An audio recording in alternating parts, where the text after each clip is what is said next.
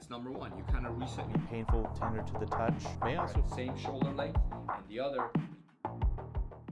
Hello and welcome back to another episode of Real Health with Brandi and Amir. Amir is me. I'm Dr. Amir Rashidian. There's Brandi. Dr. Amir Rashidian. I'm a chiropractor, and Brandi is my better half, and she's the smart one. I read and she comments, and her comments are probably more valuable than some of the information. But our purpose is to give you information about the latest news in health and illness and drugs and whatever else is coming your way, and help you process that information properly and give you our wellness perspective, our preventative mindset of let's avoid disease. Let's try to be healthy in every way. Why? Because we want you to feel better, get stronger, live longer, and feel younger. And so your hair looks wonderful. You are so kind. Yeah. Thank you. You did something a little different. Yes, I'm getting ready for my summer hair. Nice. So are you allowed to swim in salt water now or not yet? Or not at all? I will over the summer, yes. I stopped doing my keratin treatments over the summer so that I can swim with the boys. Good. Very cool. Yeah, our pool is a saltwater pool, so does not work with my which hair is sometimes. Which is funny because she wasn't able to enjoy it last year because it would. No, I did. I still I get my treatments early now so that I can have it all, so I don't feel like I'm wasting it. It's all about the hair. It's always about the hair. That's right. So, but now we you're have gonna have a beach body too. Didn't you lose another 2 pounds? Yeah, I'm doing pretty good. I hit a little bit of a plateau, but the plateau was also me not being able to hit all my workouts on time, and we had a vacation in the middle. We had a vacation, and yep. So now I'm back in it, back to my normal routine. In it to win it. In it to win it. So yeah, it's fun. So nice job. Thanks. Yeah, doing great. So let's jump right in because, like I said, our purpose is feel better, get stronger, and then the last two are live longer and feel younger. And as promised last time, we're going to talk about longevity. We're going to talk about aging and anti-aging and all of that stuff because we want you to live a long life, but not just live. That's true. But when we say that to people, what's the first response I we don't get want to most live of that the time? long. I don't want to live that long. And it's like, why not? So like, I really love my kids. I'm so excited to be a grandma down the road. It's not happening anytime soon. For those of you I went to high school with, some of you guys are already grandparents. We just got out of diapers a few years ago. You're only 28 years old. That's right. We decided the minute we got married, we'd stop aging. So I'm 30, she's 28. Yep, works for me. If you want to know how old we really are, find out how long we've been married. But you will not be able to ask me because I legitimately forget how old I am. So I usually base it off of how old he is, but that works for me. So then if I don't remember, then I'm not really aging. So that works. Yeah, I don't remember what we were saying. So maybe we should dive in. Diving in. I know what I was going to say. Yeah, you were talking about living a longer life. People don't want to live long. Yeah. But that's because they fear not being able to live as they are now. If you could be 28 years old until you die, how long would you want to live? 100%. Like, why would you not? I mean, besides the fact that I love Jesus and I can't wait to go home, but if I'm going to be on this earth, I'm fine. Like, as long as I'm healthy and I have my faculties and I have my health and I can live life to the fullest, like, I'm all for it. Yeah, I think it's about being useful. Yeah. I want to stay useful. Purpose is huge. Yeah, I want to stay useful, and I don't want to be a burden on other people. So if that means at the age of 80, I'm going to become a burden on my family members and friends, no, I don't want to live past that. Yeah. But if at the age of 80, I'm still useful and helpful and productive and able to do things, I'm going to keep going. I told Brandi when we were getting married, I said, just so you know, I'm not going to retire till I'm 120. If I live that long, that's when I'll retire. And she goes, fine, we'll renegotiate when you're like 65. So we got a little ways to go. And you wanted 12 kids. And I said, we'll renegotiate after the first one. Right. We settled on 3. So here's the article in New York Times. Why do we age? Scientists are figuring it out. Woo, finally. That is one misleading title. I don't think they figured out Jack. I figure we're getting older because we're aging. Is that Well, maybe it's we don't treat our bodies very well. researchers are investigating how our biology changes as we grow older and whether there are ways to stop it. According to some estimates, consumers spend 62 billion with a B, Yeah. $62 billion a year on anti-aging treatments. But while creams, hair dyes, and Botox can give the impression of youth, none of them can roll back the hands of time. I mean, it feels like we've rolled back the hands of time after I get my wisdom hairs colored. Yeah, but that's But not it's an biologically. illusion. I understand. It's not adding years to your life. No. The hallmarks of aging fall into two broad categories: general wear and tear on a cellular level, and the body's decreasing ability to remove old or dysfunctional cells and proteins. I love the way they put that. I actually agree with this. It's basically your cells start to get old and then you get old. And then your inability to get rid of old cells to replace them with new ones is, and getting rid of old proteins or dysfunctional proteins. So, under wear and tear, the article says many age-related changes start with our cells and even our genes acquiring damage and acting up as we get older. Acting up sounds like a child. So, while we think of our genes as being set from birth, DNA does accumulate changes over the years. Sometimes errors are introduced when a cell divides, a spontaneous typo emerging when the DNA is copied and pasted from one cell into another. Mutations can also occur as a result of environmental exposures like ultraviolet radiation from the sun. I don't know why they picked ultraviolet radiation.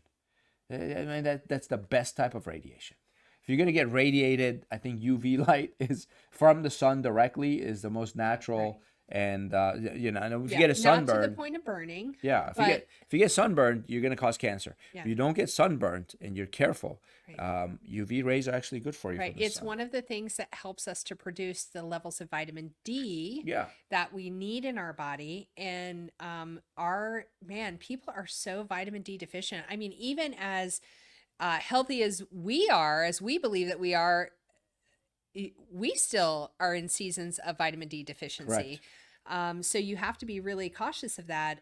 Our Both mainstream, of us get blood tests to find out what our Yeah. vitamin D levels are every 6 regularly months. we're looking at our blood work, Every 6 every months. 6 months, so that we can see, where our body is and what we may need to fill as far as deficiencies, or where we're going strong. Those are important things. Like, we take our car in all the time, right? When lights pop up and you need to check your engine, check your oil, check your wiper fluid, whatever it is.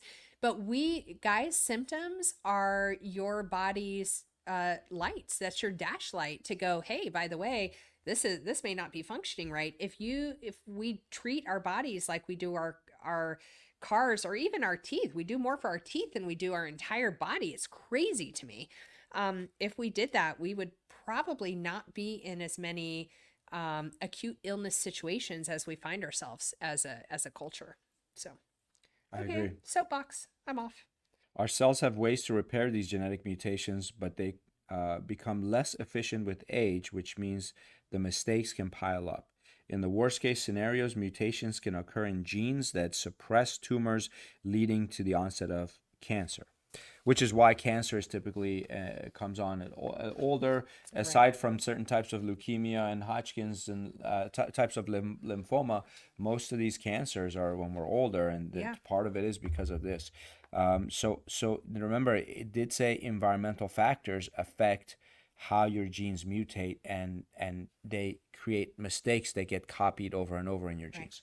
Now, every time a cell replicates and its DNA is copied, the ends of its chromosomes get a little shorter. These are called telomeres.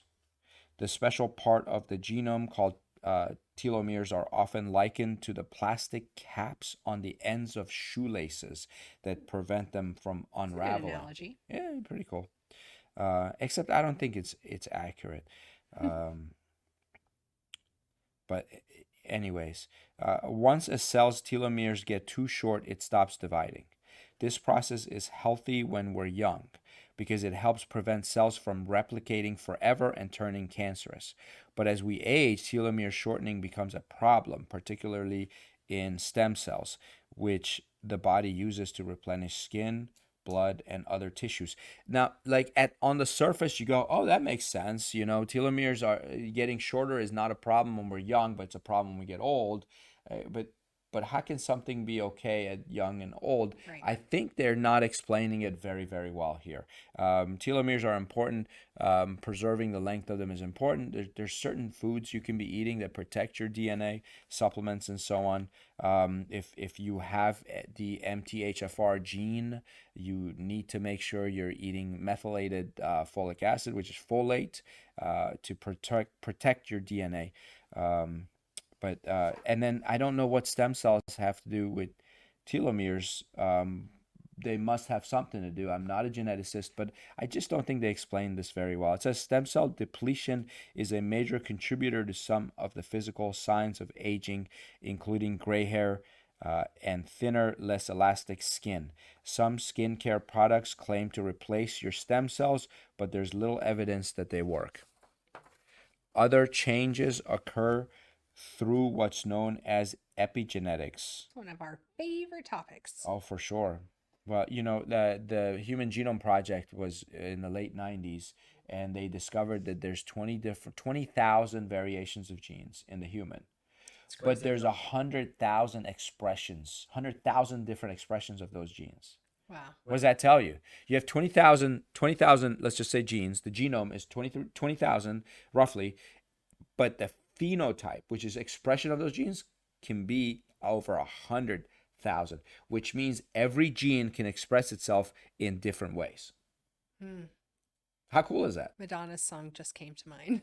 Which one? Express Yourself. Oh, got it. Nice. Sorry. Not Don't Cry for Me, Argentina. No. Okay. Some epigenetic changes occur naturally as we develop.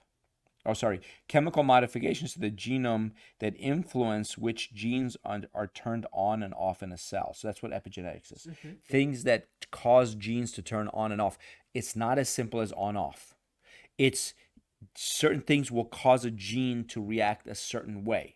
I always like the example of the gene for hangovers. Right. Most of us have the gene for hangovers, but we're not walking around with hangovers because unless you drink, you don't activate that gene. Right. Right. So that one's an on-off switch. Right. But there's the coughing gene, and there's different types of cough, and there's the sneezing gene, and there's the whatever else. So they all can express themselves differently.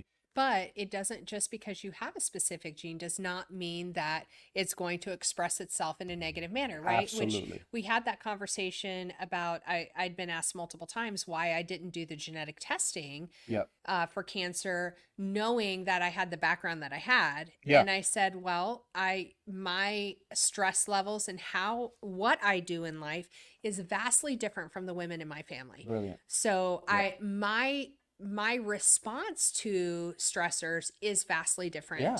And so knowing that, I choose to live a life where I try to reduce the things in my world that will potentially turn those cancer genes on and off. So I'll give you another example. Not a single person in my family has had cancer. Mm-hmm. Not a single one of my blood relatives have ever had cancer. Does that mean I'm immune to cancer? Absolutely. Because I promise you, if I start smoking and getting radiation and eating junk food, I guarantee you I can give myself cancer. Yep. I can do it. I can promise you. If you load yourself up with food dyes and high fructose corn syrup, which we just talked about a couple of episodes ago, that right there gives one of the highest propensities for colorectal cancer. There you go. So what's in fact, do you know cancer research? That's how they do cancer research. They take these mice, the agouti mice, and they radiate them. They inbreed them to mess up their genes, so they're all identical, and then they inject toxins into their body until they get cancer. Right. Then they study the cancer, and then they try to figure out how to cure that cancer. I go, do you know if you didn't radiate them, inject toxins into them, and inbreed them, they would never get the cancer? Right. Well, they know that. That's why they had to do that. They have to do it. Exactly. And so, listen, both of us are going to pretend we have all the genes for cancer. Yeah. And so we're going to live a lifestyle that never activates those genes. Yeah. Just like we probably both have the gene for hangovers. Right. But we're not going to activate that gene either. Yeah. So, and trust me, we 100% know and understand there is always a risk factor, right? Yeah. But you either live life in fear, Yeah. heading towards that risk factor, or you run in the opposite direction and you do whatever you have to I can't not head guarantee there. I'm going to be disease free the rest of my life. I can guarantee I'm going to live a healthy lifestyle the rest You're of my also life. going to guarantee that you're going to give yourself the best chance possible when you do hit or Yes. enter a healthcare challenge, because we will all hit There's going to be some kind of something. healthcare challenge in our life. We've hit them before ourselves, and we know for a fact, watching other people and with ourselves, you have to prepare yourself for stepping into that ring, because you will step into that ring eventually. How are you going to handle that? Yeah. Like, everything that you're doing right now prepares your body, Right. prepares you mentally, emotionally, and physically for those challenges. God forbid you get cancer. If you've been living the right lifestyle up to that moment, You set you'll yourself up for better handle the success. chemotherapy better. You'll handle the surgery better. You'll bounce back better. You'll live longer. Does it give you a 100% guarantee? There are No. no guarantees, but it gives yourself the best chance. Exactly. It's like self-esteem. If a child has strong self-esteem, doesn't mean they never get depressed. It just means they get depressed, they bounce back better. Yes. If you have a strong immune system, doesn't mean you'll never catch a cold. Yes. It just means if you do catch a cold, you bounce back better and faster than everybody else. So some epigenetic changes occur naturally as we develop, while others are brought on by our environment. Some experts say that epigenetic changes can be used to determine a person's biological age. Scientists have discovered that many of the epigenetic mechanisms that help control the activity and even the identity of our cells start to degrade with age.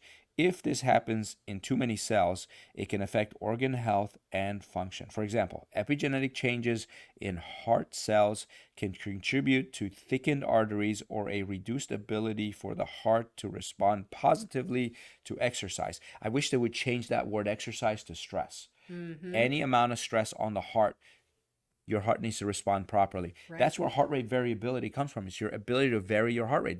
Ability to vary heart rate. There is currently a flurry of anti-aging research looking at epigenetic changes because they are more easily reversible than something like DNA mutations. Thank you very much. I enjoyed that statement. Well, I really love that they're even using the term epigenetics, because That used to 5 be years taboo. ago, Oh, 5 yeah. years ago, I mean, we probably would have been laughed at to even use that word if we were doing a podcast then. Whereas now, this is coming from the major medical community. Yeah. You know what I mean? So Yeah. I just giggle at these moments where we've been talking about epigenetics with our patients for years. And finally, this is the information lag in the medical world. It's a thing. Look it up. It takes a really long time for information to make it around and become accepted as truth, even though there's so much evidence, to Oh, yeah. prove it. So just know, a lot of times when we talk about stuff, it takes years sometimes for that to catch up. Sadly so. Okay, moving on. A critical component of cell health is energy production, which comes from the mitochondria, the power plant of the cell. Again, that's a word that a lot of people now know that no one knew about years ago. Mitochondria was what you studied in cell biology in like ninth grade science class. Actually, for us, it was 6th grade, because I've had to make one cell cake so far. I think 2. So I think they did it. With the kids. Yeah, our kids in But school. you didn't learn it in 6th grade. No, but our kids in school are learning it early, and we have Yeah. to make cell cakes, and we make this cake to look like a cell and mitochondria. It's really fun. Mitochondria in it. Very cool. As we age, mitochondria also stop working as well as before, becoming less efficient and creating less energy. So I want to interject. This is my opinion. Sulfur-rich foods improve mitochondrial health. This was reported by Dr. Terry Walls, who came up with an anti-autoimmune disease diet. Terry Walls, I like her book. She's written a great book, but she talks about sulfur-rich foods, onions and garlic being the most popular of those sulfur-rich foods. So onions and garlic should be part of your regular diet to protect your mitochondria so you can live longer. If you're not generating enough energy, all of a sudden, all of the other cellular processes are not going to function as efficiently. Damaged mitochondria can also leak out of the cell, causing inflammation, another aspect of aging that is associated with many chronic health conditions. So reducing inflammation in your body. Anti-inflammatory diets. Mediterranean diet is anti-inflammatory. We talked about that at the last podcast briefly. Regular exercise is one of the best ways to improve mitochondrial health.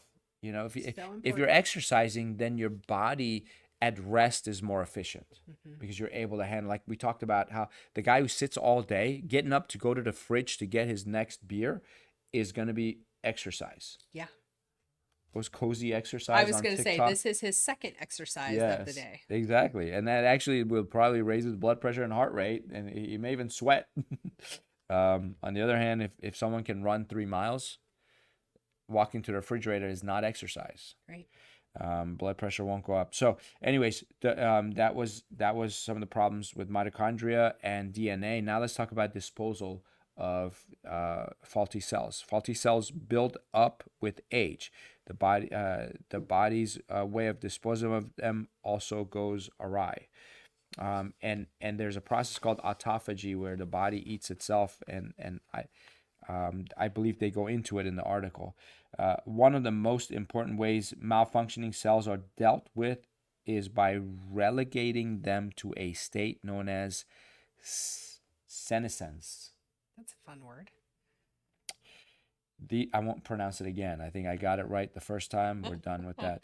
These cells stop dividing and they start to secrete inflammatory chemicals that signal the immune system to dispose of them, which is, they say 5% of humans have cancer in them. 5% of every human body has cancerous cells in it because of mutations and radiations and exposure to chemicals or whatever else. But your immune system gets those, and that's what they're talking about. Your immune system is supposed to detect and excrete those cells. Ordinarily, this isn't a problem. In fact, it's a necessary part of normal cell turnover. But as we age, 2 things happen. First, there are more cells that need to be discarded. Second, the disposal system starts to break down. As a result, senescent cells, I knew I was going to say it wrong. Senescent cells build up, causing ever more inflammation. Accumulation of senescent cells then drives more damage, more inflammation, less immune function. Scientists are exploring ways to enhance the disposal of senescent cells with a class of drugs known as senolytics. Gosh. But there are ways to do that, right? Like fasting. Correct. They're going to mention that. Most cells carry out their functions via the proteins they create. If DNA is the blueprint for a house, I like that. Think about a blueprint, like it's paper. Your DNA is just information. There's nothing physical about it. It says if the DNA is a blueprint for a house and cells are the construction workers, the proteins are the wood and the nails and the drywall. That's a great analogy. How cool is that? It's not, now if there's something wrong with DNA, then the workers are going to build the wrong house. So right. The DNA has to be correct, but the cells have to be working properly, which we talked about. Now we're talking about the proteins, which is the building blocks of the human body. It's normal for proteins to get messed up. They're often called misfolded proteins, and there are lots of ways to fix them. But again, those processes start to decline as we age. And misfolded proteins accumulate and cause problems. One notable disease that's associated with bad proteins is Alzheimer's, where amyloid and tau form plaques and tangles in the brain.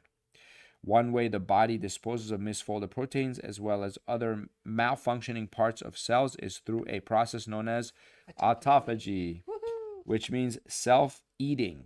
In Greek, when your body eats the cells that are bad for you. I love that. Autophagy is a process by which all these defective things in the cell are destroyed. And if you interfere with that mechanism, you get this pileup of essentially garbage in the cell, which itself causes stress and aging. Autophagy declines with age. Some drugs that are being, again, they're not talking about the natural ways of doing it. They talk about drugs. Some drugs that are being studied for their effect on aging, most notably rapamycin, increase the process. However, in large doses, rapamycin suppresses the immune response. It's primarily used to prevent organ transplant rejection. So some researchers are concerned about healthy people taking the drug. The best thing that people can do to age well is adopt healthy lifestyle habits like exercise and good nutrition.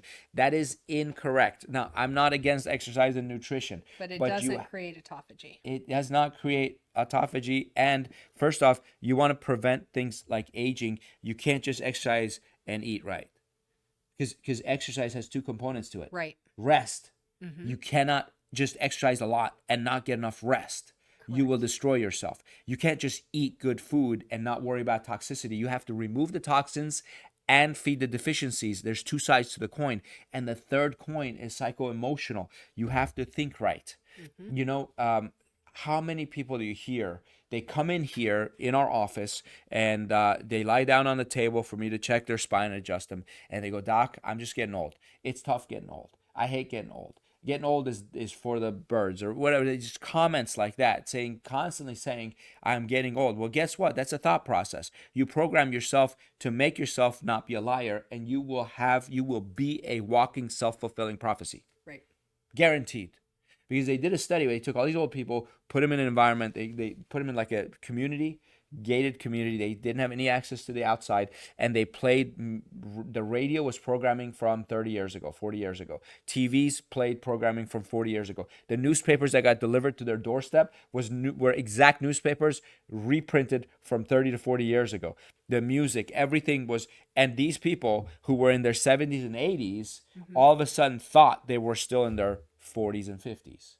That's awesome. And they walked faster, talked faster, had better posture. No one worked on their posture. Right. They just naturally did things younger because they thought they were younger. And so put yourself in environments where you feel younger. Play music from your heyday, from your glory days, and enjoy it and just be young. You know, my eyesight used to get worse every year. Yeah. Every 2 years, I would get an eye exam, it was worse. And I was like, man, eventually my eyes are just going to go. And so I read this one article where there was a doctor who had success with all his patients. Other doctors who had patients that would fail treatment would refer their patients to him. And they said, what's your secret? How do you get results when no other doctor gets results? He said, if you want to work with me as a patient, you have to say this phrase over and over at least 3 times a day, every day, while we work together. And the phrase was, every day in every way, I'm getting better and better. He said, if you say that throughout the day, I'll work with you and you'll get better. And his patients were getting better. That was the only thing he did different. Right. Otherwise, he used traditional, customary treatments.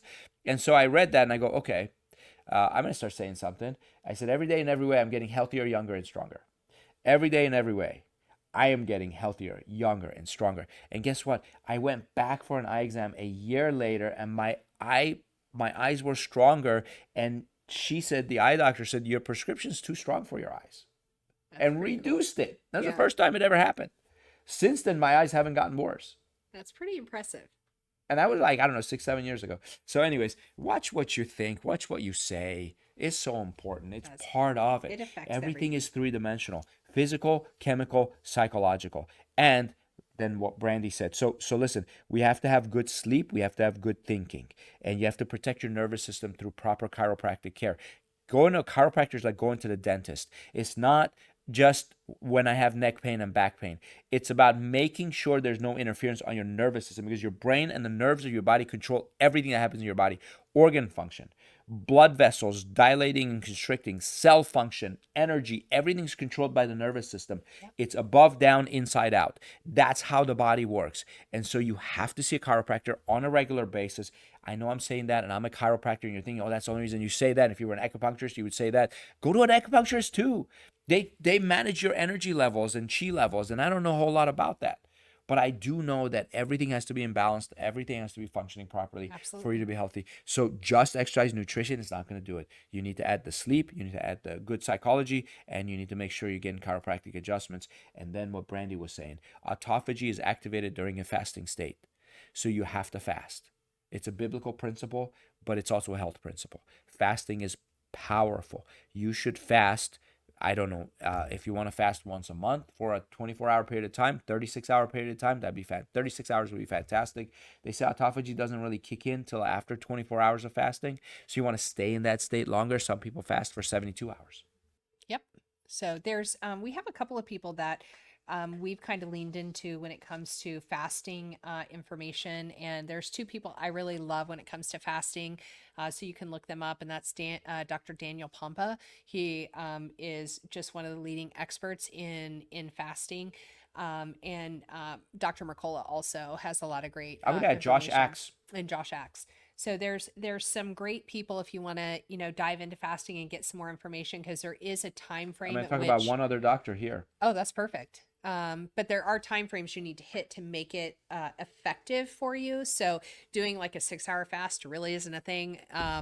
So you do need to put the time in, and you need to prepare for it, because it is can be mentally and emotionally taxing on you. Yep. And so just being prepared. I actually did. I don't know if you remember. I did a 5-day fast. I remember that. So it was a 5-day. I just drank water. I did a lot of warm water with And the with first sea 2 days salt. were the most difficult. Yeah, first 2 days were tough, but after that, I was actually still cooking for all of you guys. So I was preparing and fixing meals while I was just drinking warm water. But I had amazing You did have some salt in the water, benefits. didn't you? Salt? Oh yeah, Yeah. salt was necessary. So Last podcast we talked about salt, so yeah. check that out just so you know how much salt you can eat.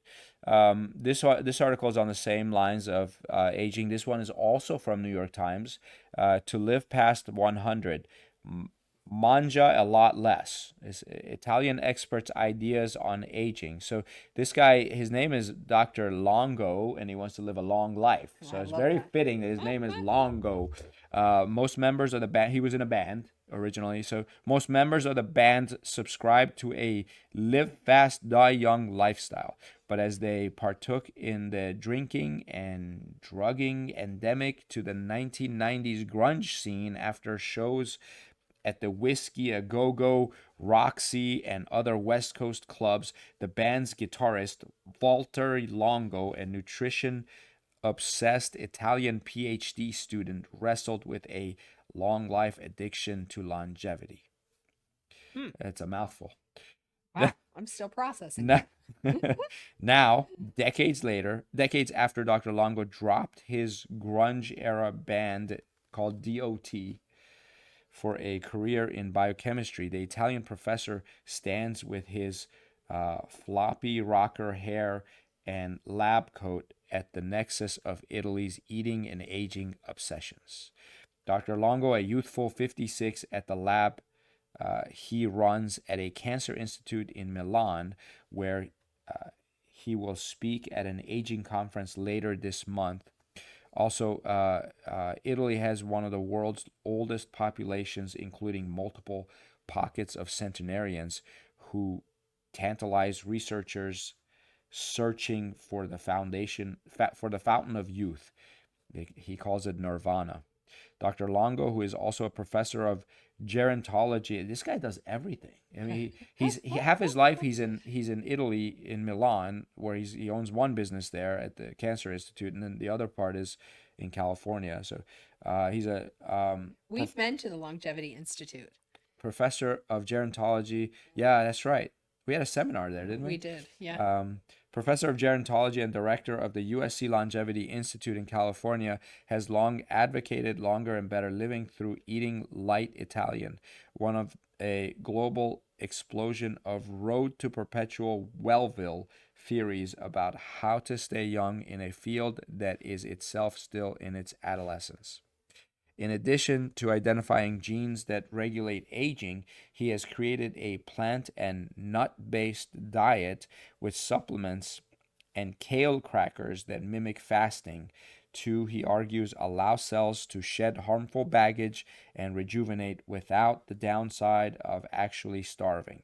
He has patented and sold his Prolon diet kits, published best-selling books, one called The Longevity Diet, and been called an influential fasting evangelist by Time magazine. I'm not really sure what to do with that title. That's Fasting interesting. He's promoting the Mediterranean diet. Many Italian children, especially in the country's south, are obese, bloated, and what he calls the poisonous five P's: pizza, pasta, protein, potatoes, and pan. Pan Or is the bread. word for bread. Um, Which we all know that, right? Because what he's kind of talking about there is white flour, right? So we're, of course we know, anything with a white bread, and white flour, you run the risk of having some toxicity there. True. In recent years, Silicon Valley billionaires who hope to be forever young have funded secretive labs. It's pretty cool. Governments like Italy's are fretting over a creakier future in which booming populations of old people drain resources from the dwindling young. Now, this is disturbing, and it actually, I believe, is happening in the U.S. too. So Medicare announced they weren't gonna pay for anything that promotes longevity Right. and prevents disease. Right. And you go, why would they do that? Doesn't that reduce cost of healthcare? It does, because in the long run, because they want Medicare patients to die at 75. Right. They want Medicare patients to stay on Medicare for 10 years and die. Right. And if Because someone the longer lives, they live, the worry is that they're going to be more disease yeah. prone, Now, and they'll have to be taken care of. research came out, if Medicare patients would get chiropractic care on a monthly basis, it would reduce cost of healthcare per person from Medicare from 8,000 to 4,000. So it'd cut it in half. But if that person lives an extra 20 years, Then they're it's not still a cost spending more savings. money. And so they're like, we'll spend more money now so they die earlier. Yep. Anyways, that sounds grim. I'm sorry. I apologize for that. Listen, Medicare does a lot of good things. And so it's not all bad. But reading this statement where it says they're worried that if we promote longevity, too many people will live too long and deplete resources. Come on. What if they live long and they're productive? Right. What if they're increasing resources? Right. What if they're doing more good for society? I mean, we need the older generation to live longer and be healthy, because there's knowledge that is missing, that does not get passed on to the younger generations, knowledge of all kind. And so we need to, as much as we can, preserve our older generation and keep them healthy, so that they can teach, right, those that are coming up. It's so important. I agree. We have lost so much of that in our culture. It's have so sad to me. you know, where I come from, Iran, we revere older people, not in a sense of you revere God, Right. but like if an older person shows up, you sit at their feet and you listen. Yeah, it's a respect thing. Gray There's so hair much is a knowledge. badge of honor in Yeah. Iran. You know, you look forward to being older, and here we get thrown away. Yeah. You're too old to know anything. That's not right. Right. If you're older, you know everything. You know a lot more. So much knowledge. But no one's listening. So Dr. Longo says part of the reason there's populations in Italy that live long is because they went through this period of starvation when there was a famine, and there was poverty, and then there was modern medicine that came out and helped them stay alive a long time. Now, he lived in Chicago. He talks about the sausage and sugary drinks. Sausages and sugary drinks is a diet of Chicago. And he talks about living in North Texas. He went to University of North Texas to work on his PhD, and he said Tex-Mex is even worse than the Chicago diet of sausages and sugary drinks. He got his PhD in biochemistry at UCLA. So he's lived in many places. He found a fount of inspiration in the pescatarian heavy diet around Genoa and all the legumes down in Calabria. So legumes and fish. Genes and nutrition, he said of Italy, is an aging lab. It's just unbelievable. But he also found the modern Italian diet, which is cured meats, layers of lasagna, and that sounds so good. And fried vegetables, the world hungered for. Horrendous and a source of disease. So that's the diet. That's the Italian diet that's not good for you. And like other Italian aging researchers who are seeking the cause for aging in inflammation or hoping to zap senescent cells with targeted drugs, he said Italy's lack of investment in research was a disgrace. So, there's more information here. He talks about back at his lab where colleagues prepared the fasting mimicking diet, which is broth mix, and you've had bone broth. Bone broth is amazing. They gave this to mice and got good results. So, but the research is falling short, he's saying, and so on. So, anyways, I don't think the research is done enough. I think that because the government thinks that people live longer, it's going to cost the government more money. They're not funding any of that. Yeah, for But sure. do your own research. Make sure you're fasting. Make sure you eat right. You rest enough. You remove toxins. Yep. Do detoxing fasts under the supervision of a doctor, obviously. He said he wants to live to be 120 or 130 years old, but he says you don't realize how hard it is to get to 100. Yeah. So fun. Not for our audience. It won't be hard. That's right. We have several 90 pluses in our coming into our practice, and they are 100% independent, Yeah. moving, driving themselves, living independently, and how amazing that is for their families too, because they're not worried about them in the same way that we're Correct. worried about, some of our aging population. And so take care of it. The best gift you can give to your own kids, to your own family, is to take really great care of yourself. Correct. We do not do that. We stay so busy being caught up with things that don't matter, right? I agree. Yeah. Take care of yourself so you can be there for your family. It's important. And not be a burden on them. Yeah. Good job. Thank you. Good show. Great show. See you next time, guys. All right. Bye.